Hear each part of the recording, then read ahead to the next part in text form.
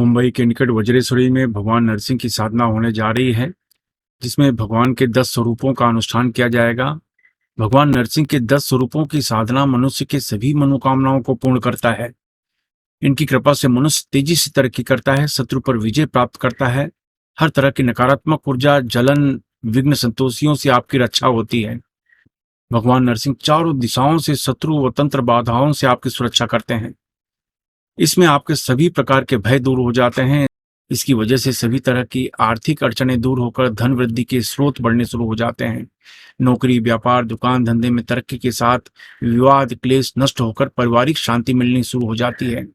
इसमें भाग लेने के दो तरीके हैं। एक तो शिविर में आकर आप साधना में भाग ले सकते हैं। दूसरा, आप ऑनलाइन भी भाग ले सकते हैं। अगर आप भाग लेना चाहते हैं तो नीचे डिस्क्रिप्शन में लिंक दिया है, वहां पर फॉर्म भरकर आप रजिस्ट्रेशन करवा सकते हैं। मुंबई के निकट माता बगलामुखी का भव्य मंदिर का निर्माण होने जा रहा है। इसमें आपके सहयोग की आवश्यकता है। इसमें आप किसी भी तरीके से सहयोग कर सकते हैं और इनकम टैक्स की आयकर धारा एटीजे के अंतर्गत छूट का लाभ ले सकते हैं। अगर आप सहयोग करना चाहते हैं तो नीचे डिस्क्रिप्शन में लिंक दिया है, वहां से आप जानकारी प्राप्त कर सकते हैं। नमस्कार, दिव्य योग आश्रम की तरफ से आपका हार्दिक स्वागत है। आज हम बात करेंगे 2022 में वृषभ राशि वालों की विवाहित जीवन कैसा होगा। क्या कोई उथल पुथल आने वाली है? क्या होगा, इस बारे में जानने की कोशिश करेंगे। 2022 की अगर बात करते हैं तो ये जो समय होगा आपको पिछले वर्ष की तुलना में शांति प्रदान करेगा। जिनके घर में, जिनके माहौल में, जिनके जीवन में विवाहित जीवन से संबंधित कोई कड़वी यादें हैं, उनको ऐसा लगेगा 2022 में कि शायद अच्छे समय आ रहा है, अच्छा समय आ रहा है। मानसिक रूप से, शारीरिक रूप से उनको अच्छा लगेगा, क्योंकि 2022 में वैवाहिक जीवन से संबंधित जितने भी प्रकार के क्लेश हैं, कुछ अड़चनें हैं, कुछ समस्याएं हैं, उनमें सुधार की संभावना आपको नजर आनी शुरू हो जाएगी। इससे आपकी मानसिक स्थिति और अच्छी हो जाएगी, काम धंधे में मन लगेगा और जाहिर है आपके विचारों में, आपके व्यवहार में भी वो असर दिखाई देने लगेगा। तो जहाँ पर छोटी-छोटी बातों में गुस्सा आता था, वो थोड़ी धीरे-धीरे कम होना शुरू हो जाएगा। इस तरह का लाभ आपको मिलना शुरू हो जाएगा।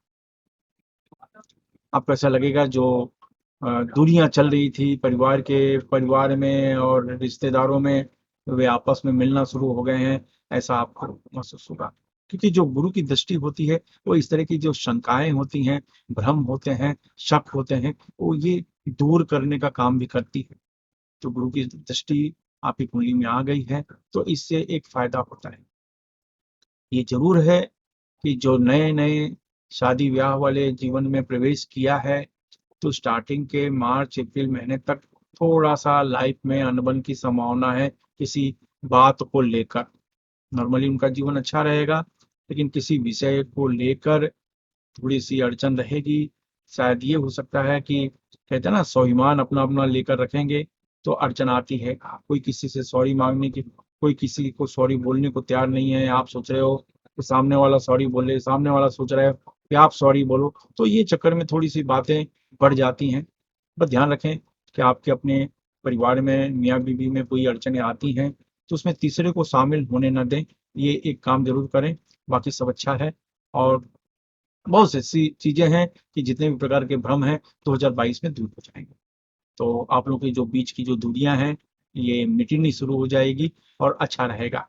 लेकिन जैसे मैंने कहा कि दोनों के बीच में तीसरे को आने ना दो, क्योंकि ये अगर जो तीसरा व्यक्ति आएगा वो कोई भी हो सकता है, तो वो आपके दोनों के बीच की दूरियों को बढ़ा देगा। सावधान रहने की जरूरत है।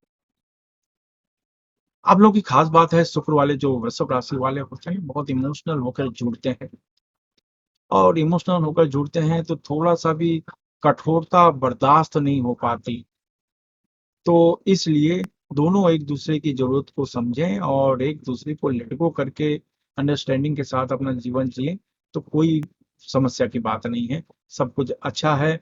और खास बात है कि 2022 में ही प्रेगनेंसी की संकेत है।